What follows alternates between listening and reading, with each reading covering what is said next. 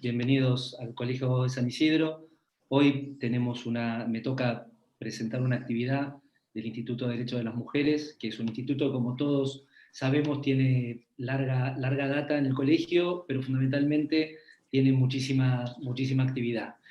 Y esa actividad que hace el instituto pasa no exclusivamente por cuestiones teóricas, sino que es de nuestros institutos que son de los que pasan a la acción.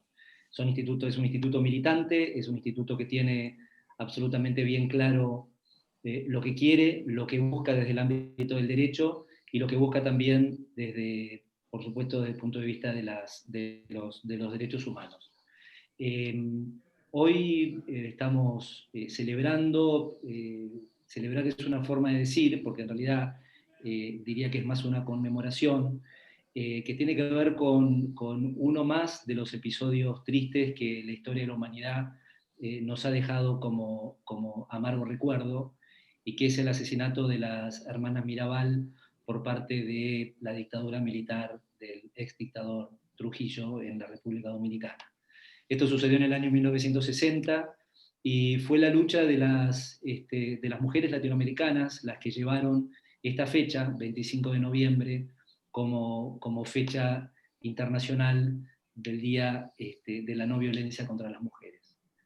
En el colegio nosotros tenemos una placa que recuerda a las hermanas Mirabal y creo que es un hermoso gesto, no de reconocimiento, sino de reflexión hacia el futuro, de reflexión para lo que no debe nunca más suceder, de reflexión para que la humanidad de una vez y para siempre dejemos de hablar de géneros, dejemos de hablar de sexo, dejemos de hablar incluso de percepción, porque la humanidad es una sola, porque todos debemos, todas y todos, discúlpenme, debemos sentirnos parte del género humano, y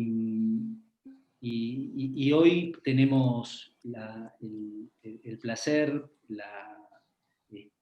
el orgullo de contar con dos grandes luchadoras, que en este caso son abogadas, pero podrían haber sido cualquier cosa, porque son fundamentalmente, como decía antes, y cuando hablaba del instituto, y quizás particularmente de muchas de sus integrantes, que son amigas personales, son grandes luchadoras. Así que tengo el gran placer, el orgullo, reitero, de estar junto a las doctoras Miniersky y Brugo. No hace falta yo que haga una presentación particular de cada una de ellas, simplemente el hecho de poder compartir este espacio, que lamentablemente es virtual, pero que espero que lo sintamos todos como un espacio único, estar con ellas y poder tener, a partir de Silvia, que es la directora del Instituto, un diálogo abierto, franco, humano, reitero, con ellas. Me parece que va a ser una... no quiero hablar de enseñanzas, pero sí me gustaría dar la palabra a algo un poco más fuerte, que es ejemplo. El ejemplo no necesariamente a seguir, pero sí el ejemplo de la lucha. Mucho antes que yo y mucho mejor que yo, se ha dicho que la lucha es imprescindible, y es imprescindible para poder conseguir cosas, y mucho más si esas cosas tienen que ver con los derechos humanos y con la verdadera igualdad. Así que muchísimas gracias. Esto es todo por mí, la alegría de estar acá con ustedes y la alegría de presentar a la directora del Instituto de Derecho de las Mujeres, doctora Silvia Pedrera. Bueno, gracias, Santiago. Muchas gracias por tu intervención y por haber recibido de esta manera a Nelly Miniersky y a Nina Brugo. Quiero volver a decir, a pesar de que también lo dijiste, que esta es una actividad del instituto, una actividad distinta, que tiene que ver con que nuestro instituto realmente es un instituto militante, a lo mejor a veces criticadas porque salimos del paradigma de los institutos del colegio, que solo se encuentran mayoritariamente para leer fallos y analizar artículos de las leyes que nos gobiernan. Hoy estamos todas muy contentas, todas las miembros del instituto, que las quiero nombrar, la doctora Cerrone, la doctora Susana Villegas, la doctora Blanca Cabral, la doctora Rosa Cabral, la doctora Fabiana Bellini, la joven y laboriosa doctora Sara Calahonra, la doctora Andrea Martínez también, y Patricia Servidio, que es un elenco, como yo digo, es nuestro elenco permanente. Después tenemos, sí, otras miembros del instituto que colaboran, pero digamos que este es el equipo con el que con fuerza tratamos de darle algo a los matriculados.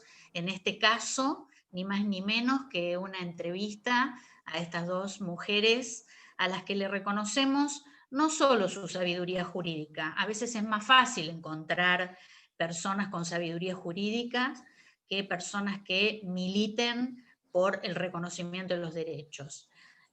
Sobre todo, tanto Nelly como Nina, porque nos precedieron en épocas en las que era muy difícil la militancia a favor de los derechos humanos, muy difícil.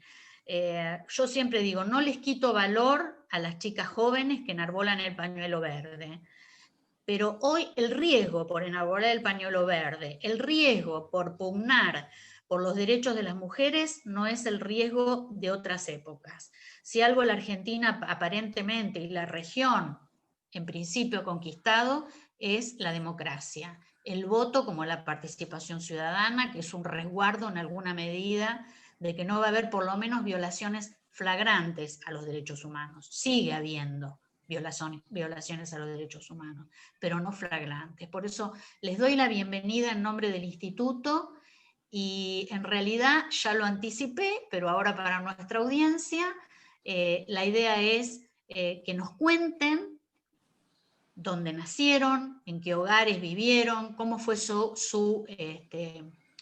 cómo se introdujeron en la militancia que a veces habrá sido partidaria y otras veces en otras organizaciones. Bueno, les doy la palabra, les doy la bienvenida y un abrazo virtual, ya que no se puede abrazarlas de otra manera. Adelante, no sé quién quiere de las dos comenzar, si Nelly o Nino, si se van a pelear, nos encantaría también. No. Bueno, Nelly. Bueno, yo porque soy la mayor.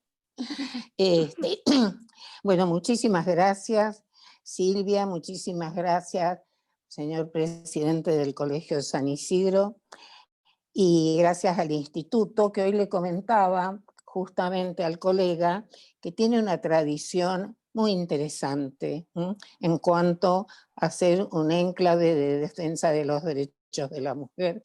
Y tuve el placer de estar en muchas actividades en el colegio, intercambiando ideas, con total libertad de pensamiento, con profundidad, algunas veces discutiendo, por ejemplo, con respecto al artículo 19 del Código Civil, pero en general en ambientes muy propicios para el respeto y el cambio de ideas.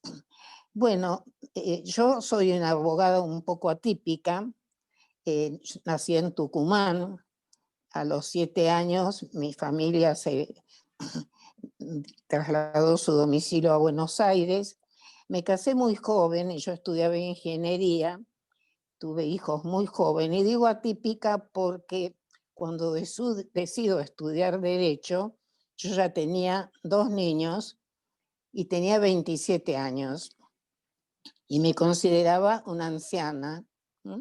Y me anoté en la facultad, ya ahí ni me daba cuenta de sufrir los micromachismos. ¿Por qué estudié Derecho? Porque en realidad tenía aptitudes varias, según me daban los test, podía haber estudiado. Me gustaba en general todo, me gustaba aprender.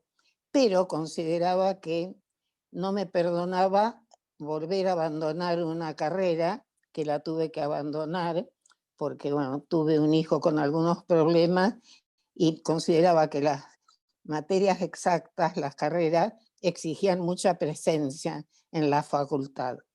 Finalmente, en realidad, estudié 4 años y en 4 años me recibí. Ahora, Silvia preguntó qué tipo de hogar. Yo vengo de una familia de inmigrantes. Mi padre fue inmigrante, mi madre ya nació en la Argentina. Y yo creo que, como todo ser humano, como toda humana, me voy a decir, porque lo de humano ya me pesa demasiado, que siempre estemos con lo masculino, fui sufriendo distintas influencias. Una de ellas era, que esto ya lo he contado muchas veces, pero creo que cuando uno vivió en la práctica algo que fue un modelo de familia, que nos signó a las mujeres como incapaces, es que mi madre, en una familia de 5 hermanos, 2 varones y 3 mujeres, fue la hija del medio, la elegida para que no estudiara. Y no terminó ni la escuela primaria, teniendo después hermanos profesionales, universitarios. Y creo que eso es uno de los condicionamientos que a mí me fue formando. Como dice Pablo Freire, el gran educador, uno se va formando de acuerdo a los ejemplos.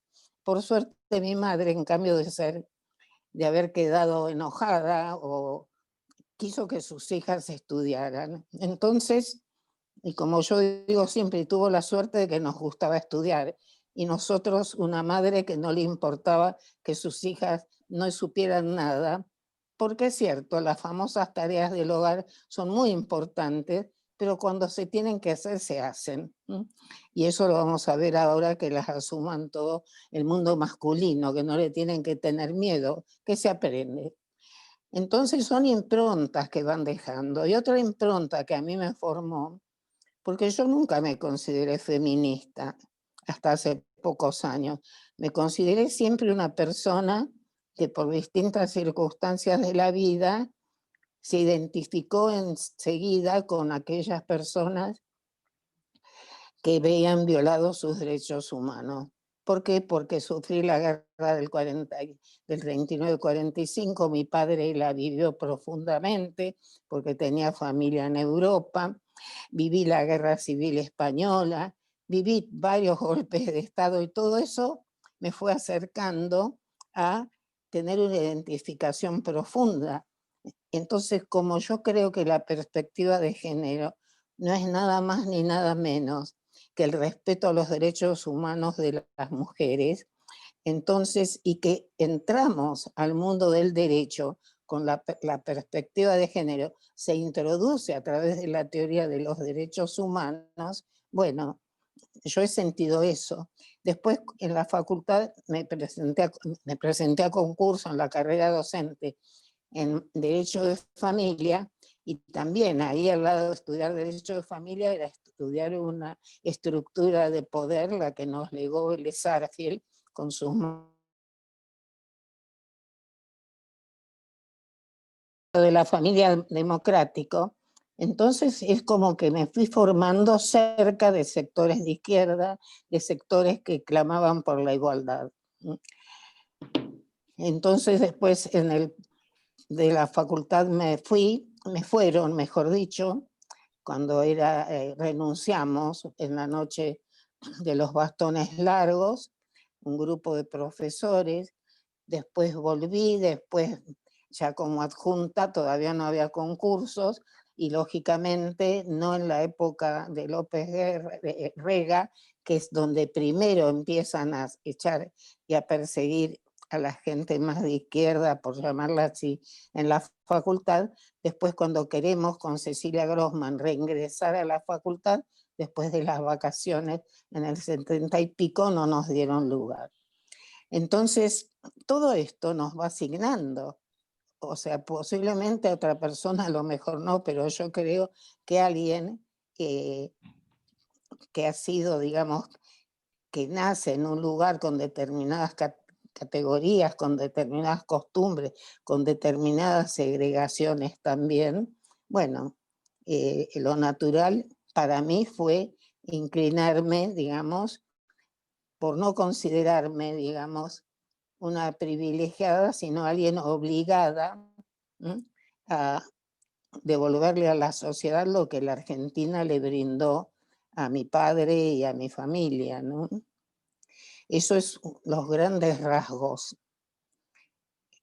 Y después, bueno, durante la dictadura, tuve un compañero que fue un luchador enorme por los derechos humanos, que estuvimos acá, permanecimos todo el tiempo ejerciendo la profesión y él planteando todos los recursos de amparo imaginables o iniciando demandas. Y creo que eso es una cosa muy natural en una persona. Yo no creo que hice ningún sacrificio. Hice lo que yo consideraba que había que hacer, ¿no? Y supongo que a Nina, más o menos, Nina creo que tuvo una vida un poco más azarosa en algunos aspectos, pero también con más privilegios, porque así como yo soy hija de inmigrantes, porque mi mamá no era inmigrante, pero sus padres sí, pero que tuvieron esa ventaja de la Argentina que recibió y la gente acá encontró otro mundo. Mis abuelos tenían un almacén de barrio con la cual pudieron después tener hijos profesionales, o sea, ¿no? Esa movilidad social que se vivió en la Argentina durante muchas décadas, que era no soñado en los mundos de los cuales venían nuestros ancestros, ¿no? Nina Nelly, no. vamos a ir, ¿me escuchás? Sí, Vamos a ir sí, con Nina, a ver si Nina sí, también nos puede claro. hacer un resumen. Igual me gustaría que dieras el nombre de ese compañero de ruta, que me parece que se lo merece que dijeras ¿Cómo quién fue no? tu compañero de ruta. Bueno, fue Alberto Pedroncini, que durante todos los años 70 fue el que inició el juicio del Plan Cóndor, el juicio de la búsqueda de los bebés, porque era abogado y dedicó todos sus años prácticamente a investigar qué había pasado.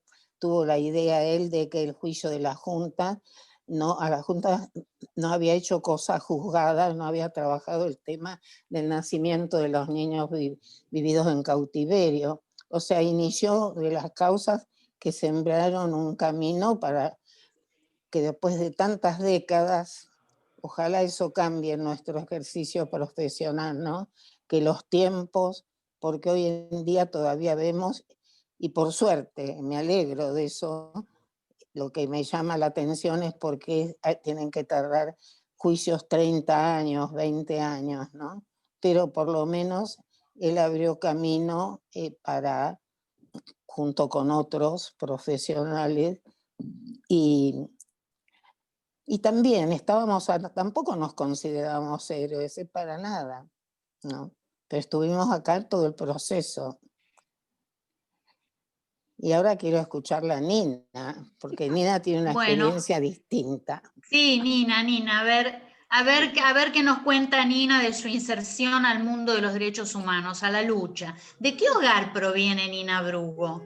No, yo provengo tanto de parte de padre como de madre, que son de familias muy tradicionales de Entre Ríos, pero que en realidad estaban insertas por parte de mis abuelas, las dos abuelas, tanto la materna como la paterna, de familias, yo diría, que venían desde la época que llegaron los españoles acá y posiblemente yo considero, por más que me vean, ahora no se me ve rubia natural, pero soy rubia, sin embargo yo creo que tengo alguna mezcla originaria y tengo alguna mezcla con afro también. Por un lado, por una abuela y otra que eran del norte de nuestro país, una en Córdoba y otra de Santiago del Estero, Tucumán. Pero después se insertaron mis abuelos en Entre Ríos y tanto, digamos, también paterna, y familias acomodadas, familias, digamos, tradicionales. Tengo muchos antepasados que han sido diputados, profesionales, abogados, escribanos, entre ellos también gobernadores, intendentes, en fin, políticos y de mucho arraigar. También tengo un tío abuelo que estuvieron hasta la marcha, que no me enorgullece, la marcha del desierto, la conquista. Digamos, de todo tengo ahí. Pero bueno, la cuestión es que mis padres tuvieron 6 hijos, yo soy la cuarta, de los tres varones primero, después otro varón y otra mujer. Éramos una escalerita, mi madre era más bien mayor cuando se casó, y en realidad, mamá, ¿qué quería? Una hija que fuera una muñequita para lucir y ver con quién se casaba.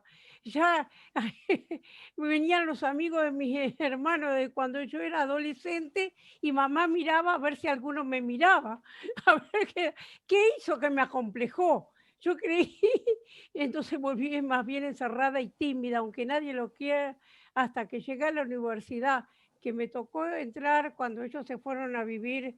Empecé en Córdoba a estudiar, después vine acá, después del primer año, porque mis padres vinieron a Buenos Aires, y como en la UBA yo había rendido ya 3 materias, no me iba a reconocer las materias, decidí entrar, que mi papá me averiguó, que podía entrar en la Universidad Católica, digamos, rindiendo un examen. La familia era muy católica, la familia mía, tradicionalmente católica, los dos lados.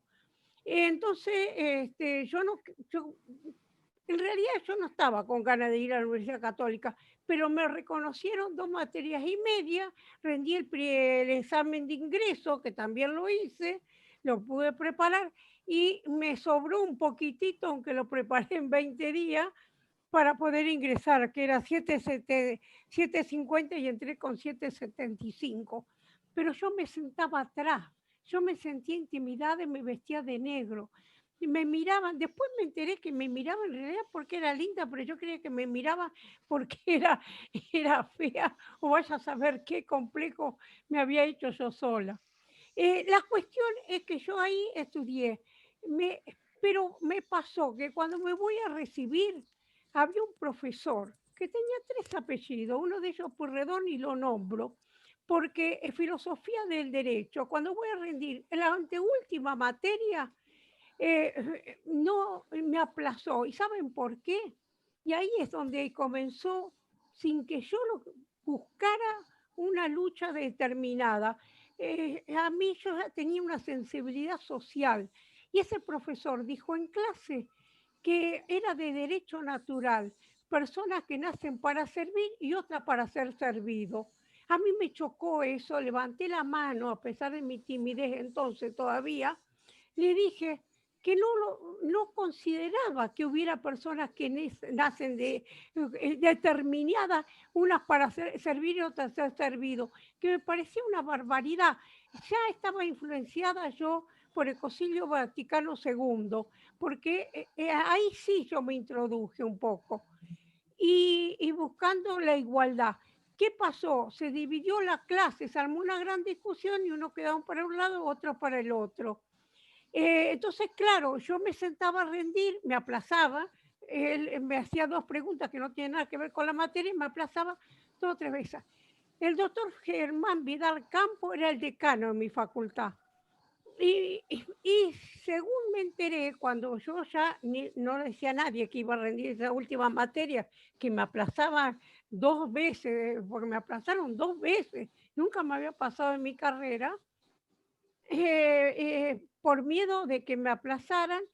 Y cuando fui, ese profesor se levantó y me dejó con los otros 2, bueno, con muchos nervios di la materia, y después cuando terminé de rendir me llamó y me dijo, yo no le pregunté a los otros, ¿usted qué dijo? no nos interesa que lo que haya dicho. ¿Sabe por qué? No me interesa, porque le voy a poner un 4 nada más, porque el doctor Vidal Campo habló por usted, porque dice que usted hace un año no se puede recibir por esa materia. Pero si usted hubiera estado en primer año, usted no se hubiera recibido nunca, porque yo jamás hubiera permitido que usted se recibiera. Porque ¿sabe qué? Su forma de pensar es un peligro para la humanidad. Eso me dijo y me marcó, pero la verdad que era cierto, porque terminé siendo feminista, así que era un peligro para la humanidad. Pero esa fue recibirme de abogada, pero me introduje entonces en movimientos sociales, en la ayuda a donde pudiera yo dar lo que yo tenía con otros grupos de estudiantes, cada uno íbamos estudiantes de ingeniería, o sea, tanto de facultades, no solamente de Universidad Católica, sino de la UBA, y cada uno llevábamos los barrios, los elementos que teníamos. Al principio lo hicimos con la congregación dominica hasta que nos íbamos politizando, estamos hablando fines de los 60, entonces obviamente la iglesia dijo, bueno, hasta acá llegaron ustedes, sigan solos. Y ahí el grupo grande que éramos estudiantes de medicina y todo, se rompió ese grupo que llamábamos Grupo de Trabajo, Estudio y Acción, Greta. Y bueno, pero me fui introduciendo y ahí sí fui al entrar en una militancia de lucha por los derechos de las personas, digamos, ahí sí yo me fui comprometiendo y al recibirme, era el año 69, recibirme de abogada, yo me incliné hacia el derecho laboral y entonces lo que buscaba era asesorar a las personas por su trabajo en territorios, en barrios, y bueno, y me fui comprometiendo. Ahora, he aquí que entré en la lucha política que se dieron en esos años, en la CGT de los argentinos, en diferentes agrupaciones de Juventud Trabajadora Peronista, Movimiento Evita, cofundadora. Ya no me paraba, yo me metía donde me invitaban, iba, y iba yendo. Bueno, obviamente todo eso estamos hablando de época después de grandes persecuciones que hubo, digamos, a quienes entonces eran éramos luchadores por un mundo mejor. No estaba en el movimiento de mujeres. Cuando las feministas me encontraban me decían, vos no estás luchando por tu género, por tus cuestiones de género.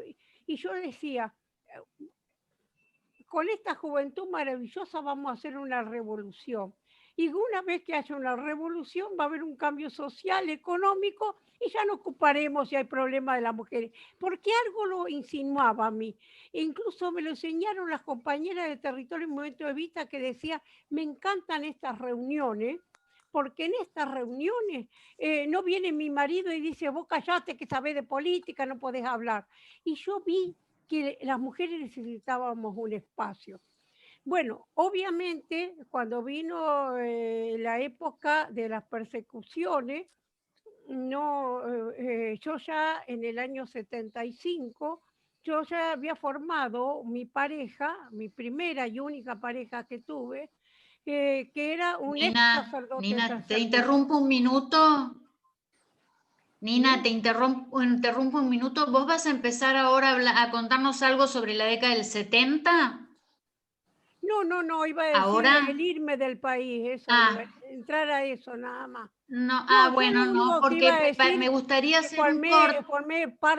Primero que formé una pareja con un ex cura del Tercer Mundo, Juan Ferrante, que había sido muy reconocido en Tucumán, y eso ya él fue una persona que en la época de Lanús, después de sus misas, era llevado preso, entonces la iglesia también lo dejó afuera, Y bueno, y eso iba a decir que en nuestra lucha, en ese sentido, lo que hicimos es un exilio interno, digamos, cuando hubo persecuciones, y porque uno por un lado, el otro por el otro, tenía su persecución. Y bueno, eso llevó que durante 5 años, 75 al 80, yo tuve ahí una hija que se murió y después 2 hijos varones en la época de ese exilio interno, cuando nos enteramos que,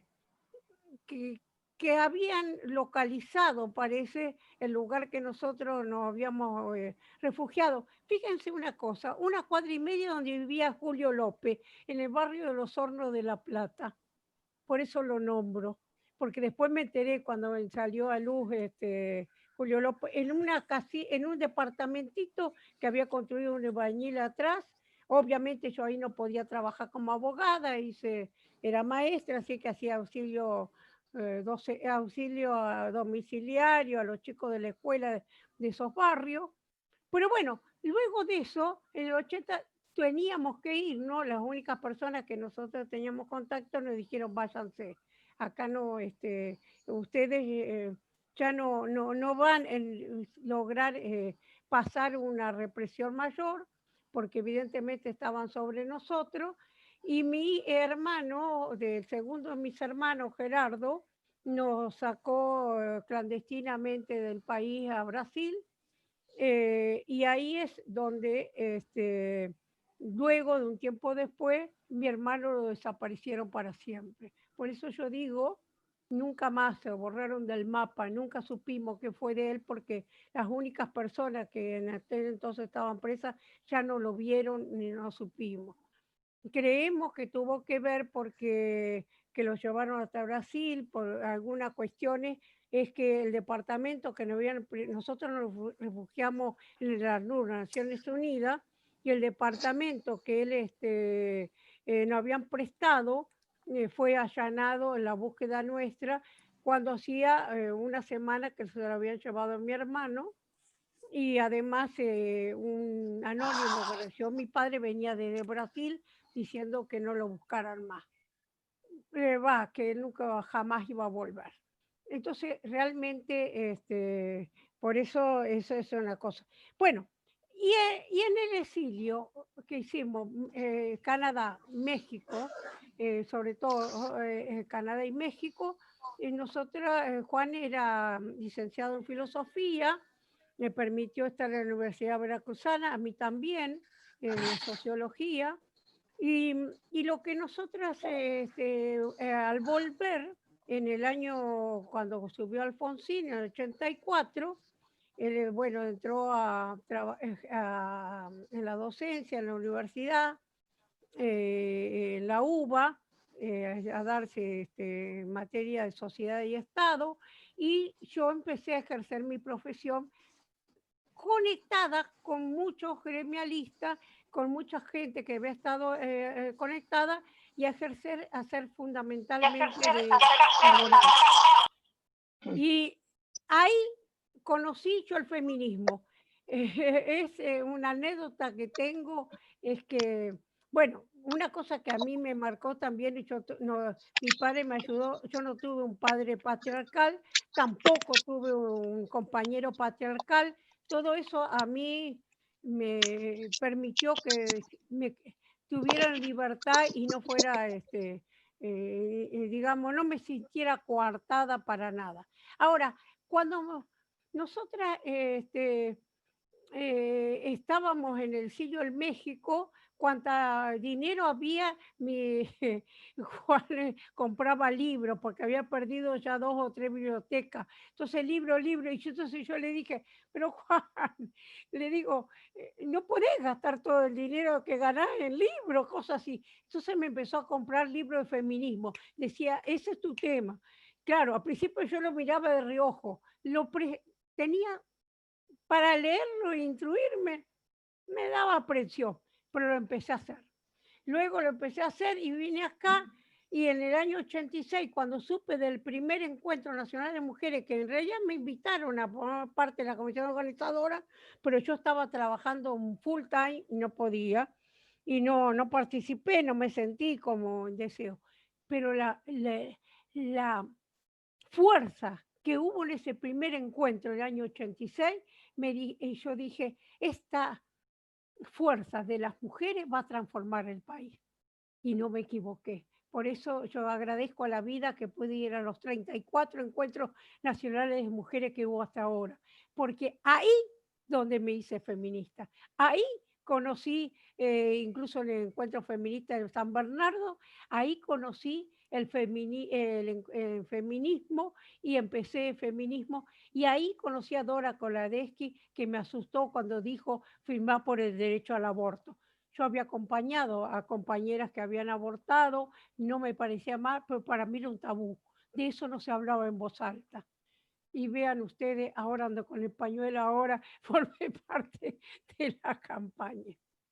Nina, No sé, te sí, interrumpo un minuto, Nina. sí, por Bueno, supuesto, hasta ¿me acá llegué. escuchás? Sí, No, la verdad es que es muy difícil comprimir en pocos minutos unas vidas tan frondosas y tan llenas de experiencias extraordinarias. Por eso no te interrumpí. Pero quería preguntarle, a ver, hay un ruido ahí. Bueno, quería preguntarle a las dos, hacerles la misma pregunta. Algo dijiste recién, por eso a ver si Nelly puede contestarla. Estos compañeros extraordinarios, en el caso de Nina, además, una revoltosa absoluta porque se casó con un ex sacerdote, ¿no? Estos compañeros de camino tan extraordinarios, ¿reconocieron los derechos de Nina y los derechos de Nelly al interior de sus familias? ¿O no pudieron, como se dice ahora, deconstruirse?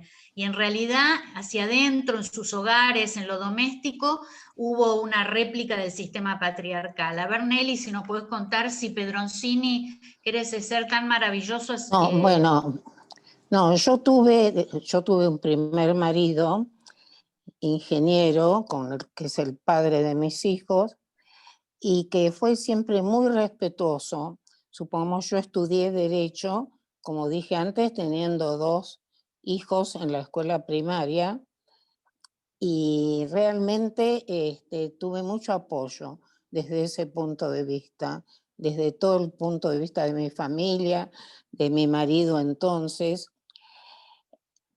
Pedroncini ya éramos los 2 adultos grandes, cada uno con su profesión, y le costó, pero tengo que reconocer que él era un hombre muy exitoso en un momento dado, exitoso porque era muy respetado, presidente de la PDH. Yo había hecho también, él había trabajado en la Liga, yo también hice defensas en lo que se llamaba el Camarón, de defensa de presas políticas o presos políticos, pero le costó, pero tengo que reconocer que cada año que pasó, él fue reconociendo cada vez más e interesándose por la temática también, ¿no? No le fue fácil, pero fue, pero le aparecía más como si fuera una competencia, ¿no? Pero creo que en general yo no puedo decir, yo he sufrido otro tipo, porque a diferencia de Nina, yo en realidad mi actividad fundamental fue más en la asociación de abogados, en la facultad y en la colegiación.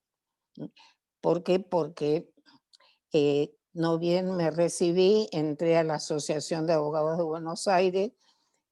Ya ahí se fundó una comisión de la mujer, que yo no la integré, yo trabajaba y fui presidenta muchos años de la Comisión de Derecho Civil, que en realidad nos inclinábamos más a trabajar porque muchas éramos docentes en familia, porque cuando termina la dictadura, yo me presento a concurso y gano concurso como profesora adjunta. Y tuve más o menos a mi cargo también con otro micromachismo que uno los reconoce más ahora, porque mi titular era vocer, que cuando entra a la corte, yo con tal que él se portara bien en la corte, le llevaba a la cátedra. Y él me presentaba y a todo el mundo le decía, ahora advierto cuántos micromachismos tuve, de Zanoni diciéndome en congresos, a ver Pila y sus chicas qué opinan, todas cosas que fueron.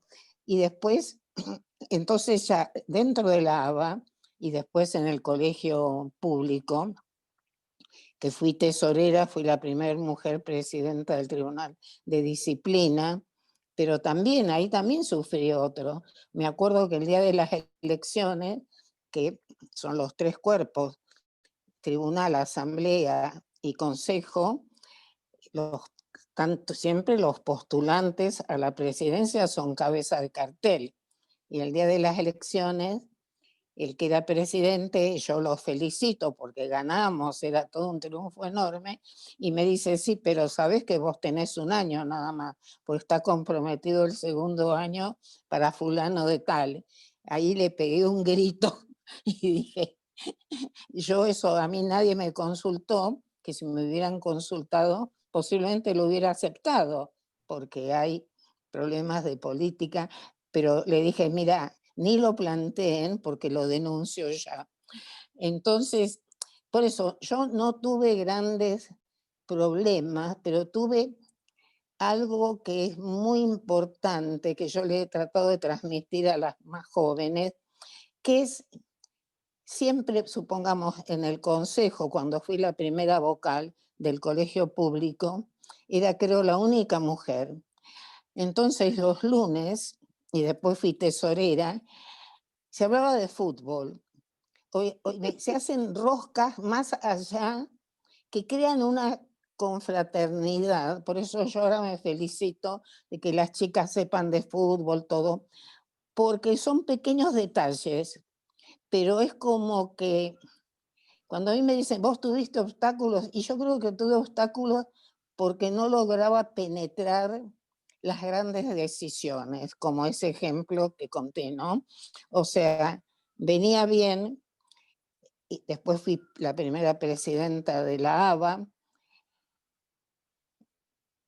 que también cuando puse que en el estatuto se pusiera la cuota, me decían, ¿y vos para qué? Si vos no ves que sos mujer, pero no me lo decían los sectores, mis amigos, digamos, los mismos.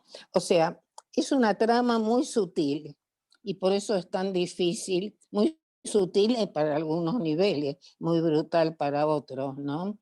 Entonces todo este camino a mí me fue acercando sin que yo me diera cuenta y por eso luchamos muchísimo por la responsabilidad parental. Después cuando fundé la asociación de mujeres de carrera jurídica, hicimos cursos, o sea, fuimos trabajando sin estar adherida a lo que llamaban los movimientos feministas, que si bien relata Nina, yo también estuve en el primer encuentro que se hizo en el Teatro San Martín, pero siempre mi militancia fue alrededor del derecho, que de todas maneras, y gracias a una invitación de Nina, yo que a veces cuando me preguntan de la campaña, mi primera conferencia sobre aborto es del 2005, o sea que prácticamente hemos acompañado estas luchas siempre. ¿Y por qué? Porque el derecho de familia, como lo dije antes, era el mecanismo que las operadoras jurídicas teníamos como instrumento a modificar, ¿no? Y después con todo el tema de la Constitución de 1994, con todos esos instrumentos, fuimos trabajando sin darnos cuenta en el feminismo jurídico. Y por suerte, haber trabajado tanto con las leyes, con la ley de violencia, con Cecilia Grossman, Aide Virgin, hicimos el primer proyecto en 1880 y pico para el senador Brasesco, que se aprobó en el Senado muchos años antes de la ley 24.417. En 1880 y pico, Nelly, en 1880 y pico no habías nacido. No, sí, dijiste 1880 y pico. Sí, 1900, nos imaginamos que en 1900. Y en el Senado se aprobó y después nunca lo trató diputados. Y bueno, entonces haber trabajado y haber desentrañado también a través de todo esto los obstáculos, digamos, antes que habláramos tanto como se habla ahora del feminismo jurídico, sino que lo hacíamos naturalmente.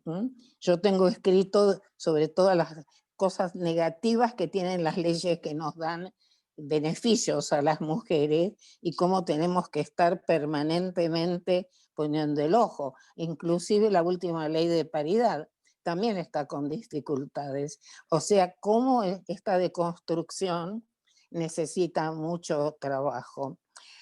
Pero yo creo que acá ha habido una épica muy grande con los encuentros y con la campaña, ¿no?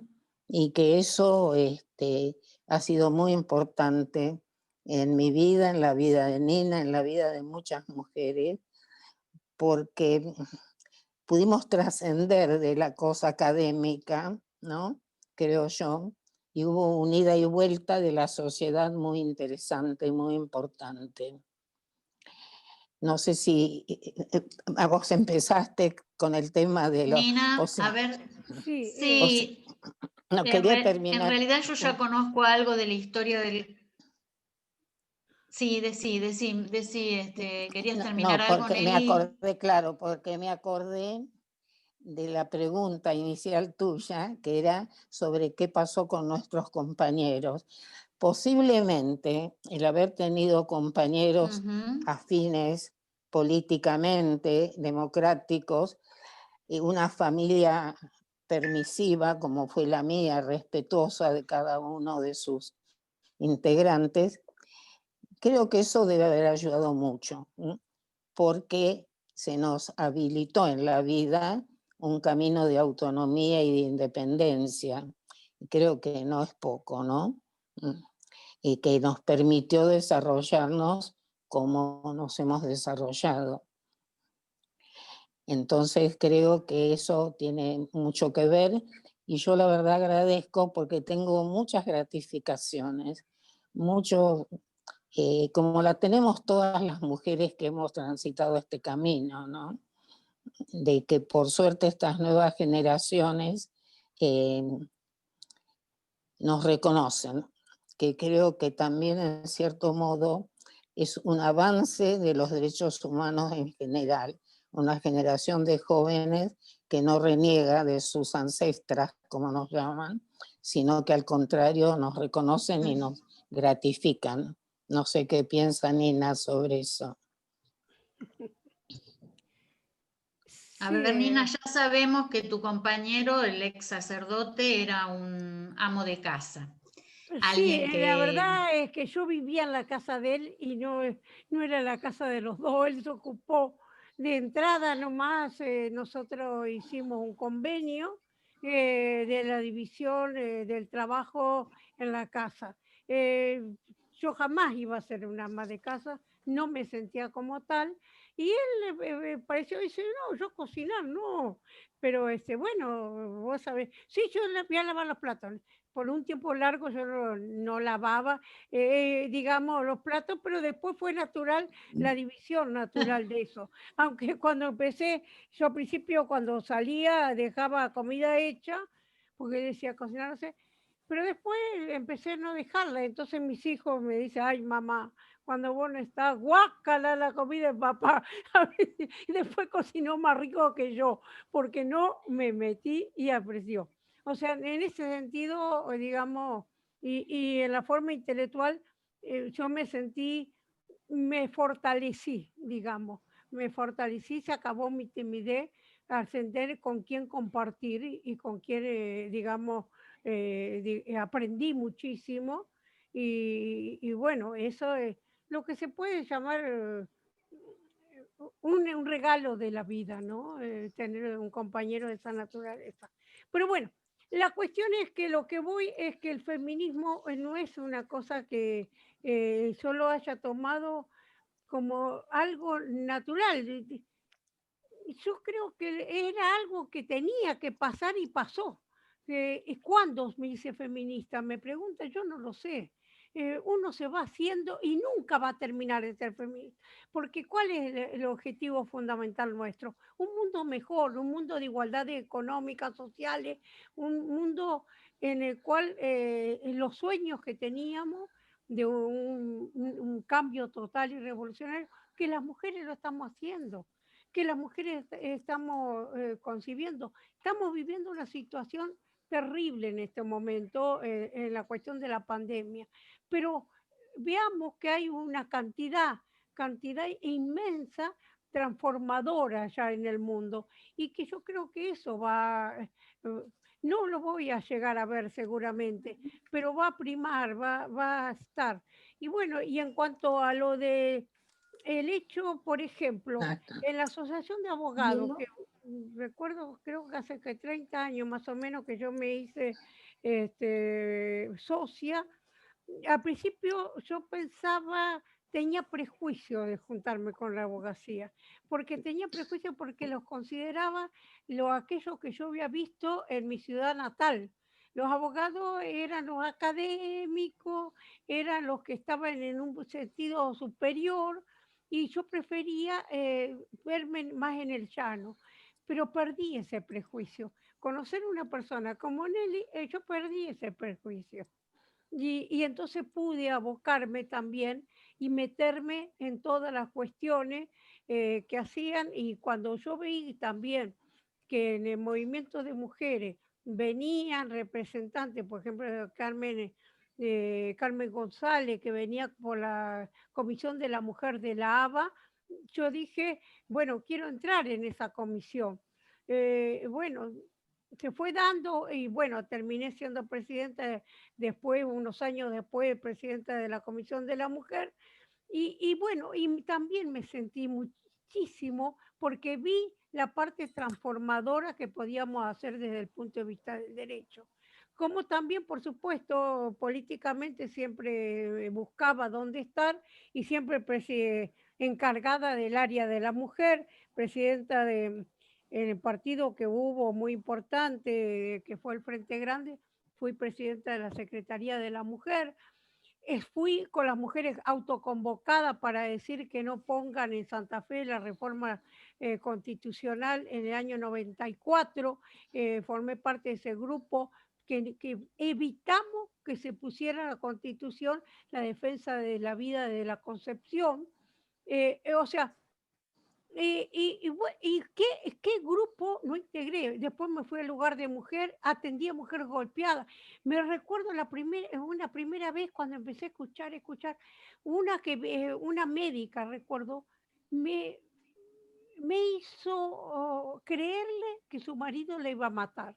Yo fui y consulté a un especialista que tenía más trayectoria que yo en la temática de mujeres golpeadas, que había ido a muchos congresos internacionales, y le digo, mira, dice que la va a matar, dice que la mata, pero no matan a nadie. La única que habían matado era el famoso caso de Muñiz, ¿se acuerdan? Que Monzón la Alicia. mató. Alicia Muñiz. Pero en realidad yo creo que las mujeres empezaron a aprender a decir basta. Eso exacerbó a los que hoy podemos decir son los femicidas, ese fundamentalismo que empezó a dar que se dieran tantas dramas como tenemos y todo el problema que tenemos de violencia y bueno, y vi que había que transformar y fui a cuanto encuentro o inclusive convenciones internacionales pudiera ir, también estuve. Fue una necesidad, pero también porque tenía que me cubriera en casa, digamos la verdad, de algún modo. Y trabajar, nunca he sabido lo que... no hice turismo, la verdad que no. Y acá estoy y sigo y de alguna manera me llega en el alma el seguir, no me concibo si no es militando y luchando como abogada, como feminista, como toda. Nada más, no sé qué más decir. A ver, mujeres increíbles, ¿cuál es la relación que tienen o qué les pasa hoy con tantas jóvenes en las calles? ¿Cuál es la mirada desde estas experiencias que fueron mucho más restrictivas, si bien ninguna de las dos cuenta cosas gravosas en el ejercicio de la profesión ni en la actitud militante, sino lo que trasciende es el respeto, por lo menos de sus pares? ¿Cuál es la relación que tienen con estas mujeres que han ganado la calle y que van por mucho más de lo que uno podría haber imaginado? ¿Cómo se están relacionando con las jóvenes? No, bueno, a mí me ha pasado, y seguro que a Nina también, un fenómeno muy extraño que refería algo en la intervención anterior. Posiblemente por estos nuevos medios virtuales, porque Nina, yo, íbamos a diputados y a senadores varios años, cada vez que presentábamos el proyecto, cada vez que había alguna sesión de comisión que interesara, íbamos con nuestro discurso y eso trascendía relativamente. Yo voy a contar mi experiencia. Yo hablo en la primera sesión de diputados, a la misma mañana, cuando empezaron la discusión en el 2018. Hablo, doy mi discurso y vuelvo a la tarde para estar en la calle con una compañera que me dice, ¿no te das cuenta? Todas las chicas te están sacando fotos. ¿Por qué? Porque el hecho de estos nuevos medios, antes no nos conocía la gente, las niñas, las adolescentes, pero todos los que estaban en la calle con los teléfonos seguían el debate. Entonces empezó una difusión y curiosamente yo digo que algún día hay que, porque yo me acuerdo que Carmen González se había contratado un agente de prensa. Yo no creo que Nina no tiene, yo tampoco, nunca he hecho nada para eso, difundo poco las cosas que hago, pero sería un fenómeno impresionante de que las niñas, las adolescentes y algunas mayores me paraban cada rato, como en cada marcha me siguen parando, y que no entiendo. Y tuve una experiencia muy curiosa con una persona más grande que me para un día en una de estas marchas y yo le digo, perdón, yo comprendo que una jovencita, una niña, comprendo, me llama la atención, pero me pide sacarse una foto y le digo que sí, no voy a hacerla interesante, ¿quién soy yo para...? Digo, pero usted perdóneme, ¿por qué? Me dice, para llevársela a mis padres. Ah, no, y yo le digo, perdóneme, ¿qué le admira? Las mujeres grandes pensamos, nos gusta reírnos, nos gusta leer. No somos un fenómeno extraterrestre, sobre todo yo que soy mayor que Nina. Y la mujer me dice, no, mire, perdóneme, usted cree que todos son como usted. Esto se lo voy a llevar a mis padres. O sea, hay también, creo, a la par, un no acostumbramiento todavía en la sociedad con esta prolongación de la vida y sobre todo de las mujeres, que podemos seguir haciendo cosas. Y eso se me ocurre que crea, por suerte, un vínculo de mucho afecto. O chicas adolescentes que le digo, chicas, ¿por qué se quieren sacar una foto? Me dice, porque queremos tener una abuela como vos. O sea, se creó una cosa muy diferente de lo que yo no lo entiendo. Han hecho un meme conmigo, han hecho muñequitos. De repente una nieta me dice, Pila, estás en Mercado Pago, vender un muñeco con tu imagen. O sea, y le pasa a Nina también. O ir al sanatorio Mater Dei. Por eso digo, lo que pasó el 2018 tiene una cosa de gesta. Yo voy al Mater Dei sin pañuelo porque soy una tipa respetuosa, no voy a ir, me hago los estudios ahí, no voy a ir.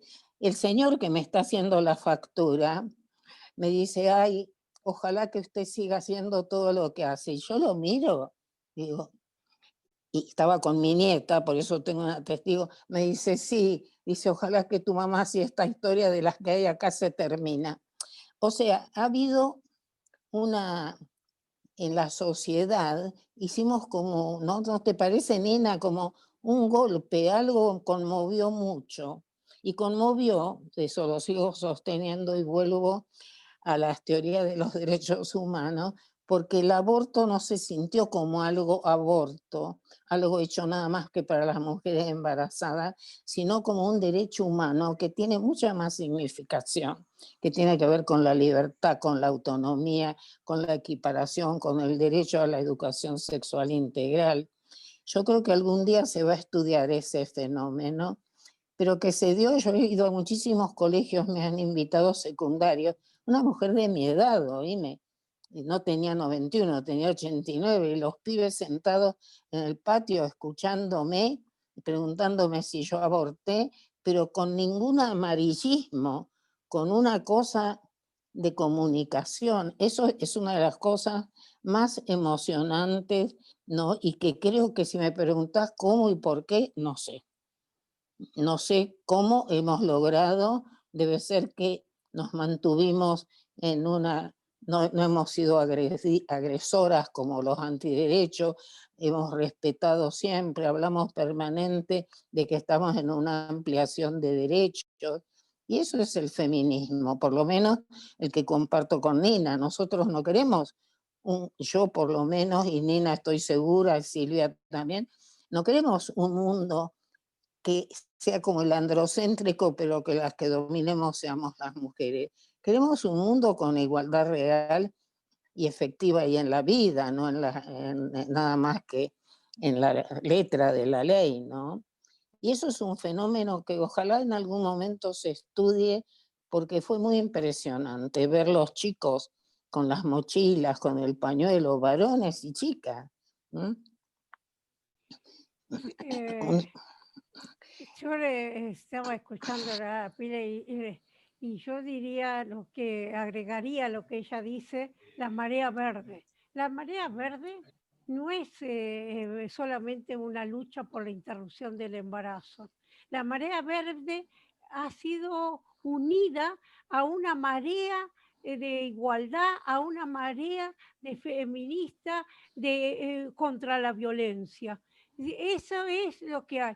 Y a mí lo que me pasa, digamos, por ejemplo, chicas jóvenes que también digamos, me piden sacarse una foto en los famosos martes verdes que tenía la campaña y que sigue teniendo cuando puede. Y me pasó los otros días, por ejemplo, fui hace poco en una caravana, yo fui en un auto, caravana en auto, no hice caminando y manteniendo un auto que no éramos muchas, éramos 3 personas nada más, con barbijo, tenía también una máscara y muy respetuosa, y de golpe fui reconocida por unas chicas jóvenes y me vieron el auto, rodearon el auto, me empezaron a cantar, a sacar fotos y dice Nina Corazón, acá está la chica de Revolución. ¿Saben lo que me pasa a mí? Yo siento que, y cuando me tratan por ahí de usted, no me diga de usted, decime de vos, porque no veo la diferencia cuando estamos juntas en una marcha. No veo, yo veo que vamos empujando juntas para una transformación. La potencialidad que yo vi en el Encuentro Nacional de Mujeres primero y que luego fui viendo y transformando en todos los encuentros, es la potencialidad que está cambiando. Esto, o sea, lo soñé y lo estoy viendo.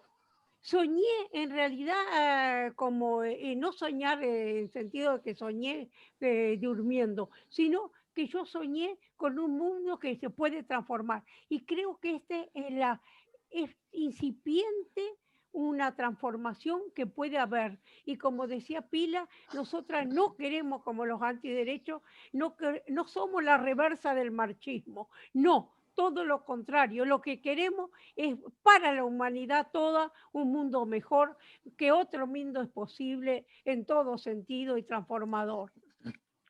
Veo que Pila quiere decir algo. Claro, Pila. No, que quiero agregar, porque es muy interesante, algunos y hombres plantearon esto, como que están comprobando que muchos movimientos de liberación que no incluyeron a las mujeres. Vos mira, en la Revolución Francesa las mujeres tomaron las armas y no les reconocieron después los derechos. Cuando estudias la historia argentina vas a ver que las mujeres jugaron rol y se las menciona cuando tomaron las armas, cuando apoyaron a Belgrano, cuando tenemos, pero no tenían reconocimiento alguno ni eran consultadas. Y las más progresistas, en realidad, fueron progresistas, pero en relación a sus temas particulares, como Mariquita Sánchez de Thompson, o sea, no pudieron tomar conciencia. Ahora, esa toma de las armas no fue después retribuida ni en la Revolución de Nicaragua, ni en la cubana, no fue reconocida para incorporarlos en los hechos de decisión, que les debe pasar lo que me pasó a mí cuando tuve altos puestos. Primero que tenemos las mujeres también, o por lo menos me pasó, nunca consideré que tenía un poder enorme porque era presidenta de tal lado. Lo tomé siempre más como obligaciones mías de prestar un servicio. Ahora, escuchándolo a un político español de Podemos, me dijo un día que hay que ver si no hubiera sido el destino diferente, si las mujeres, así como tomaron las armas, se les hubiera reconocido también un lugar efectivo en la conducción de una revolución, de un movimiento liberador.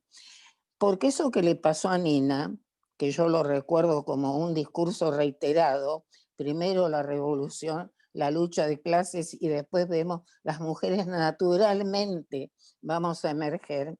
La historia nos muestra, el otro día yo participé en un Zoom donde estábamos mujeres, una cubana, se transmitió directamente con Cuba, una chilena, todas mujeres de mucha preparación de eso, una de Puerto Rico de ciudadanía yanqui y yo. Y era notable como las cuatro, una de Estados Unidos, está bien puertorriqueña, pero de Estados Unidos, una cubana, una chilena y yo, todas hablábamos de cómo el patriarcado todavía es algo que envuelve todas estas sociedades. Entonces ahora llegamos realmente, como yo digo, si no se camina en paralelo, el mundo no va a ser mejor. O sea, efectivamente, hay un jurista que yo amo, que es Ferraioli, que dice que no nos ilusionemos, que es una utopía, pensar que vamos a llevar, que el derecho puede llevar a una igualdad real por las cuestiones económicas y sociales. Pero dice que solamente se va a lograr una mejora en general, o sea, mejorando todos estos factores.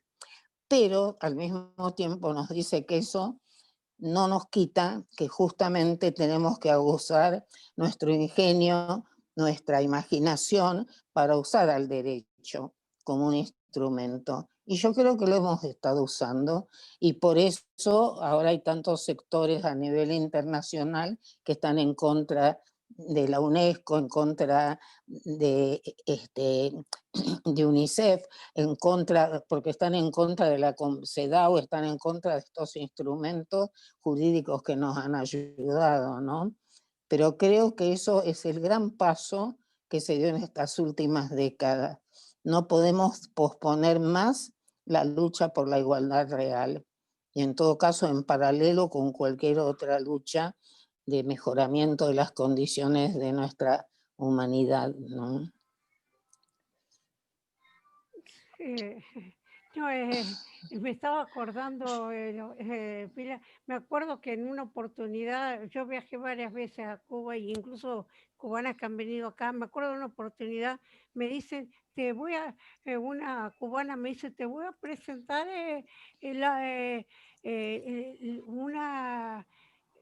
una mujer que es del Politburó de Cuba.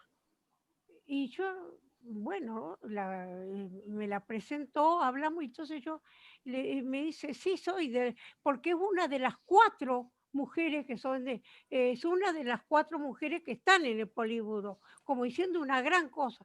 Pero a mí no me dice nada, porque yo no sé cuántos miembros tiene el Políbulo. Si yo no sé cuántos son, no sé qué ser la cuarta. Sí, bueno, no, son como 200. No, realmente. Yo ahí me di cuenta que dicen que Fidel decía, a las mujeres le toca doble revolución. La revolución de las mujeres todavía la están dando, las mujeres cubanas. Todavía la están dando. Nina, perdóname, Nina, y por eso mencioné una cubana que es especialista, es abogada y es especialista en derecho de familia. Pero contrapartida, frente a esto que quiero señalar, de que todas las sociedades de cualquier orden y estructura tienen el tema este del patriarcado vigente. Hace un año o dos, en una conversación que organiza Mónica Schul en los desayunos, estuvo la embajadora de Suecia y yo le pregunté al final cómo era el tema de los roles en el hogar. Ella ya había señalado que todavía no tenían equiparación de salario, que todavía tenían brecha, te hablo de hace 1 o 2 años, y cuando le pregunté cómo era la distribución de tareas, la distribución de tareas seguía siendo no equiparable, o sea que todavía en Suecia, o sea, cómo es una deconstrucción, algunas historiadoras dicen que el patriarcado tiene varios miles de años, entonces nosotros estamos, viste, como separando ladrillito a ladrillito para deconstruir esto, pero estamos en el camino. El tema del... ¿Cómo decir? Nina, ¿qué estabas diciendo? Discúlpame, No, te interrumpí. lo que yo decía que sí, yo siento que estamos en el camino cuando vemos todas estas jóvenes que se están movilizando y que se están movilizando, inclusive hay parece mentira, pero se ha logrado, y eso lo hemos hablado en distintas oportunidades, cuestiones muy superiores, por ejemplo, la diversidad sexual logró, yo nunca me hubiera imaginado que lograra el matrimonio igualitario antes que la ley del aborto. Yo eso no lo concebía antes, consideraba que iba a ser más fácil. Resulta que no fue así, es más fácil. No, pero que es más fácil la normativa, aunque el cambio cultural ahí todavía es más atrasado que los derechos de las mujeres. La potencialidad, la autonomía nuestra en cuanto a cuestión sexual, etcétera, esa le tiene más miedo al patriarcado. Y creo que pero se va a lograr, pero que vamos caminada. Las jóvenes van a ir logrando los pasos que nosotras todavía vemos que recién van. ¿Sabés qué pasa, Nina? Perdón.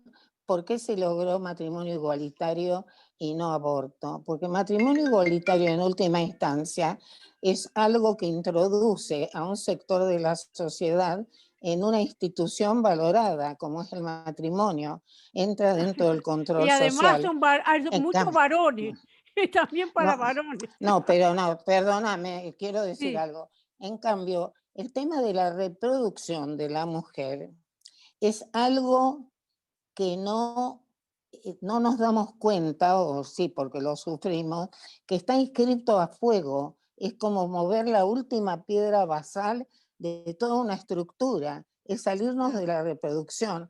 Antes de venir acá tenía un pequeño encuentro, y no estaba comprometida, pequeño no, un congreso latinoamericano de mujeres mayores, y señalaban, y dijeron, alcancé a escuchar esto, que la indemnización, no me acuerdo qué época, supongamos, porque el problema son las mujeres mayores, que si vos matabas a una mujer que todavía está en edad fértil, la indemnización era mucho mayor que si ya no fueras de edad fértil. Que si matabas a alguien, y eso es relacionado con varias, pero diferencias, supongamos, de 600 a 100, o sea, la valorización de la posibilidad de reproducir, se ve que es uno de los basamentos de dominación sobre ese derecho, la posibilidad de reproducción, sobre la que se asienta el patriarcado, porque somos la que suministra poder, la que suministra la mano de obra, y todo eso ha ido forjando algo en el imaginario social con una falacia terrible, porque por un lado se glorifica la maternidad y por otro lado se tortura a todas aquellas que a lo mejor quieren ser madres, pero no en este momento, o se habla de madres de niñas de 10, 11 años, y No, es forzado el la embarazo. violencia se da la violencia del aborto clandestino, es una violencia. Eso sí, que quede claro. Bueno, directora, doctora Silvia Pedreta. Sí, vamos a ir redondeando. Les quiero decir Sí. algo que a lo mejor para la gente que después las vea, en realidad el núcleo duro de lo doméstico, no solo de la reproducción, sino el núcleo duro de lo doméstico. Bueno. La experiencia sueca y noruega es interesante, pero les quiero contar que ellos empezaron con la paridad en las licencias en la década del 70, algo que ustedes deben saber, no quiero ser...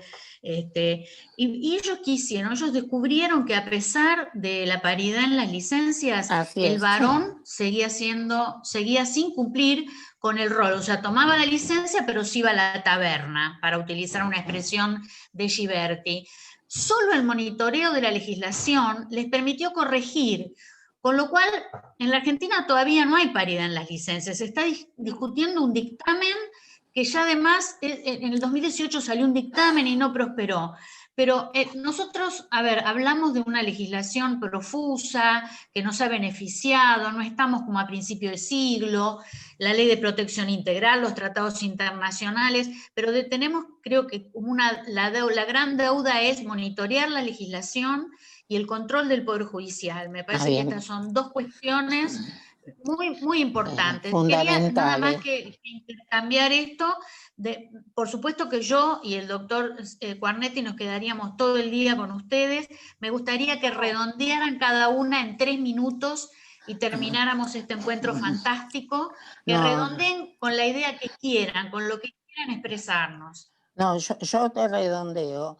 Primero que todo, si bien no hay una legislación nacional sobre el tema licencias, hay muchas paritarias.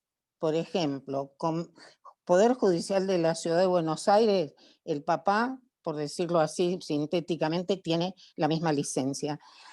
Tenemos que investigar, porque también las leyes, hoy hablé a la mañana en el Consejo, las leyes se crean y tienen vida. Suponete, ahora después de 5 años del Código del 2015, uno advierte que se puede mejorar. ¿Qué pasa con la ley de identidad y la ley de matrimonio? Hay que perfeccionarlas. ¿Por qué? Porque nos aparecen cosas que, suponete que en una pareja de 2 mujeres, que hay una hija o un hijo, ¿son 2 mamás o son 2 papás? ¿Cómo se sienten ellos? ¿Cómo se proyecta eso en el derecho a la identificación, a la identidad? ¿Cómo se proyecta? El otro día, y con el Poder Judicial tenemos horrores, y también tenemos algunas interesantes. Por ejemplo, el otro día leí un fallo de una pareja de 2 mujeres que van a hacer una bebé. En esa pareja, como hija de las 2, seguramente con donación de semen, y la que no es gestante se hace un tratamiento para poder lactar y pidió una licencia más amplia de la que le correspondería, digamos, al padre, y se la otorgaron. Al mismo tiempo salió hace poco un fallo que le niegan a una pareja homosexual de 2 varones que hacen un sistema de subrogación de vientres y no le reconocen, digamos, la afiliación al que prestó el consentimiento y tenía la vocación procreacional. O sea, tenemos que trabajar. Ayer leí un informe que es para llorar, como de 20 casos de jueces, con errores como este Pisi, que fue terrible, un juez que tiene 7 hijas, creo, todas en funciones del Estado, y que aparte es el responsable que nunca le hizo caso a esta psicóloga que me acuchillaron en Jujuy, creo que. Y todos estos casos son de jueces que se les pidió juicio político porque fallaron y son responsables de muchos femicidios. A todos les aceptan las renuncias y se jubilan. O sea, tenemos que cambiar muchísimas cosas todavía, pero estamos en camino. O sea que estoy con vos. Tenemos que estar permanentemente revisando, observando, ver qué pasa. Y bueno, pero eso es lo que tenemos vocación y aquí estamos para seguir haciéndolo. Muy bien. Bueno, yo para cierre, una cosa que leí hace pocos días es que en el Poder Judicial, digamos, sabemos que en la Facultad de Derecho 60% son mujeres. En este momento dice, no, perdón, en la facultad sí, estudiando son el 60% mujeres, más que varones. Ahora, en digamos, en el Poder Judicial trabajando, hay una gran mayoría abajo de mujeres, pero a medida que vamos ascendiendo a jueces, etcétera, lugares, vemos que va disminuyendo y disminuyendo. Y se dice que para que si la cuestión se mantiene como está en este momento y las mujeres que ocupan los lugares de jueza o camarista, ni hablemos en superiores tribunales y ni en la corte de nuestro país, es para hacer, si se las reemplaza cuando no estén por mujeres, para llegar a una igualdad va a faltar 40 años. Yo no lo creo. Yo creo que va a acelerarse, ¿saben por qué? Va a acelerarse porque está en las jóvenes de ahora y los jóvenes, pero yo no creo que solamente las mujeres, sino los varones, porque hay una cosa, el reconocimiento de los derechos de la igualdad no es en este momento una lucha solamente de mujeres, es una lucha de varones y mujeres.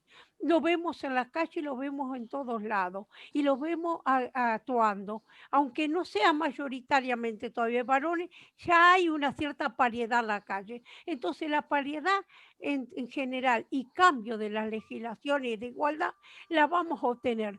Ahora, en cuanto a la licencia que se dice para padre, madre, etcétera, yo cuando fui asesora en la Cámara de Diputados en la parte de legislación laboral, junto con otra compañera que le propusimos y trabajamos juntas, la licencia para mí no era por maternidad ni paternidad.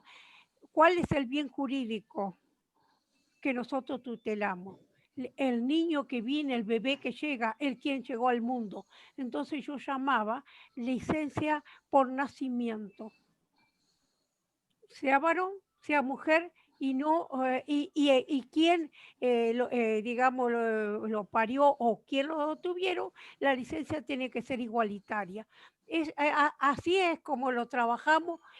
Fue aceptado de alguna manera en los asesores, los diputados y diputadas también un poco aceptaron y algunas cosas, aunque no pusieron por nacimiento tal cual lo habíamos puesto nosotras, pero cuando el diputado aceptó, llegó al Senado, no lo trataron.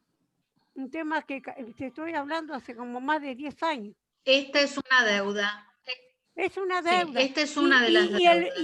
Y el bien jurídico tiene que ser el nacimiento. La persona no es solamente quien lo está educando o quien lo asume. Y entonces queremos que llegar a un mundo de igualdades sociales, culturales, económicas, que creo que se está en camino y lo vamos a lograr. Y por más de resistencia que haya, y no lo voy a ver yo, pero lo van a lograr las generaciones que vienen, en las cuales yo me siento compenetrada con ella y con ella marcho y a las marchas estoy con ella. Bueno, les damos un enorme abrazo virtual. Santiago, no sé si también querés despedirlas La verdad que se me pasó un nombre de las chicas del instituto, por favor, Marcela Melfi, te pido mil disculpas, pero bueno, apelé a mi memoria. Si se me escapó alguna, seguramente la doctora Dovalo, que si bien no es miembro del instituto, es una colaboradora extraordinaria, una artista plástica, además de abogada, que la verdad que nos ayuda muchísimo a expresar a través de la pintura y del dibujo todo lo que nos pasa. Santiago, un beso para las dos, un beso, Santiago, que estuviste, y te doy la palabra para que cierres.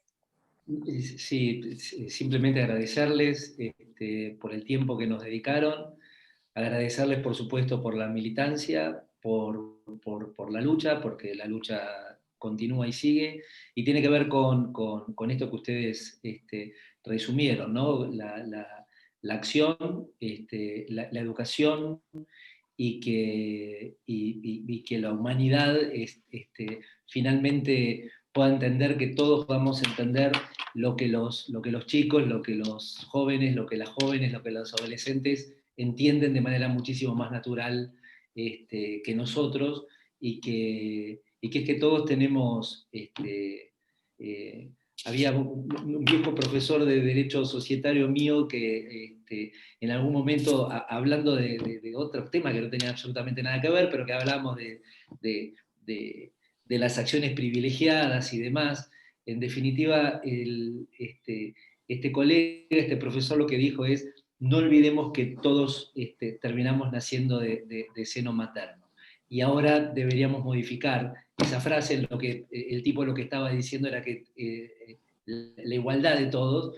Creo que ahora debemos ir, todos nacemos de un seno gestante, por lo menos.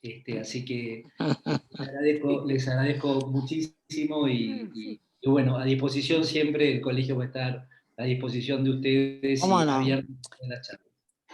Esperemos poder visitarlos pronto. Sí, y hacer un brindis. Genial. Ah, sí. Vamos a hacer el brindis con el Extrañamos. proyecto, con la ley.